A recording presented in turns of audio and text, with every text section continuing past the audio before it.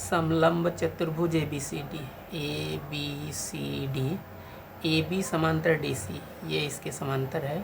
B D लंब A D, B D लंब A D. तो देख रहे हैं कि ये एक समकोण त्रिभुज है। ऐसे ही ए सी लंब बी सी, यहाँ ये 90 अंश है। ए डी 15, बी सी भी 15, ए बी 25। तो एरिया ऑफ चतुर्भुज ए बी सी डी का क्षेत्रफल ज्ञात करना है। तो समलंब चतुर्भुज के क्षेत्रफल का सूत्र है 1/2 गुणे समांतर भुजाएं, या दिया है ए बी समांतर डी सी। समांतर भुजाओं की लंबाइयों का योगफल। तो हमें ए बी तो मालूम है, लेकिन डी सी मालूम नहीं है।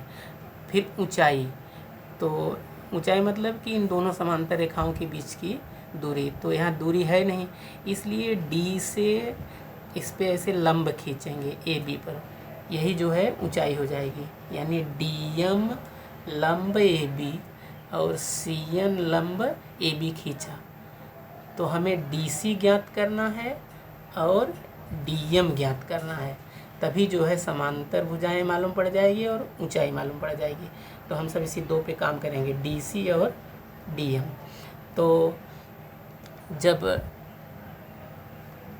अब अलग अलग जो है, जो ये समकोण त्रिभुज है उसकी अलग से आकृति बना लिया। तो सबसे पहले तो डी एम लंब ए बी और सी एन लंब ए बी खींचा। अब जैसा कि बताया, जो ये त्रिभुज है इसको इधर बना लिया। अब ये देख रहे हैं 90 अंश है, तो कर्ण होगा। कर्ण पता है और समकोण बनाने वाली एक भुजा पता है, दूसरी ज्ञात करना है। तो इसमें पाइथागोरस का प्रमेय लगा देंगे। तो हमें तो ज्ञात करना है एरिया ऑफ चतुर्भुज ABCD का मान। ये तो रचना से वहाँ खींच दिए हैं। ये त्रिभुज ADB में कोण ADB 90 अंश वो दिया था पाइथागोरस के प्रमेय से। कर्ण का वर्ग बराबर समकोण बनाने वाली एक भुजा का वर्ग धन दूसरी भुजा का वर्ग। AB का मान 25, AD 15, BD मालूम नहीं है। 25 में 25 का गुणा किया 625, 15 का 225 है। BD स्क्वायर इधर गया तो माइनस हुआ, घटाए तो 400 आया। हमें BD चाहिए, यहाँ स्क्वायर है तो इसको करड़ी में लिख देते हैं, स्क्वायर हट जाता है, कारण लिखते हैं वर्गमूल लेने पर। ये 400 जो है 20 गुणे 20 लिख सकते हैं, 2 बार है तो 1 बार उतार लिया।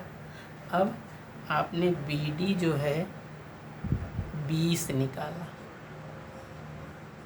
अब इसका क्षेत्रफल ज्ञात कर लेंगे। त्रिभुज ADB का क्षेत्रफल का सूत्र है 1/2 गुणे समकोण बनाने वाली भुजाओं का गुणनफल। 90 अंश किस भुजा से बना? इससे बना और इससे। 1/2 गुणे समकोण बनाने वाली एक भुजा गुणे समकोण बनाने वाली दूसरी भुजा। ये देखिए, समकोण त्रिभुज ADB का क्षेत्रफल 1/2 गुणे समकोण बनाने वाली भुजाओं का गुणनफल। तो इसको तो कोष्टक बंद करके ए लिख देंगे, और एक भुजा AD और दूसरी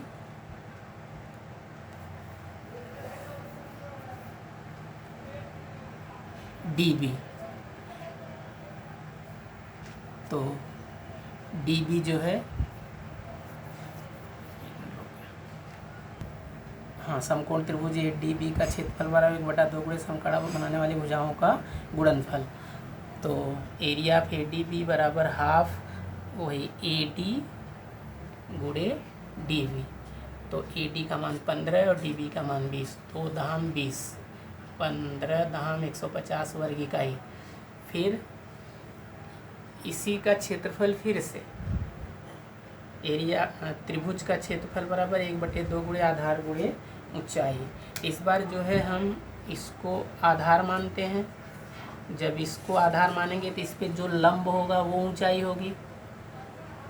तो ये जो है लंब है DM, या जैसे यहाँ आकृति में है DM, तो ये ऊंचाई हो गई। तो यहाँ स्पेस देखिए, त्रिभुज का क्षेत्रफल 1/2 गुणे आधार गुणे ऊंचाई। त्रिभुज वही है जो यहाँ था, और आधार जो है AB और ऊंचाई DM। तो ADB की एरिया 150, AB जो है 25 दिया है, DM निकालना है। 2 तिर्यक गुणा से इधर आ गया, 150 को 25 छक्का 150 गुणे 2, 25 तिर्यक गुणा से नीचे आया, 25 से कट गया, 6 दूनी 12, DM बराबर 12 आ गया। अब समकोण त्रिभुज AMD में पाइथागोरस के प्रमेय से, समकोण त्रिभुज AMD में पाइथागोरस के प्रमेय से। तो AMD आप यहाँ देखिए ध्यान से, AMD जब ये 90 अंश है तो इधर भी 90 अंश होगा।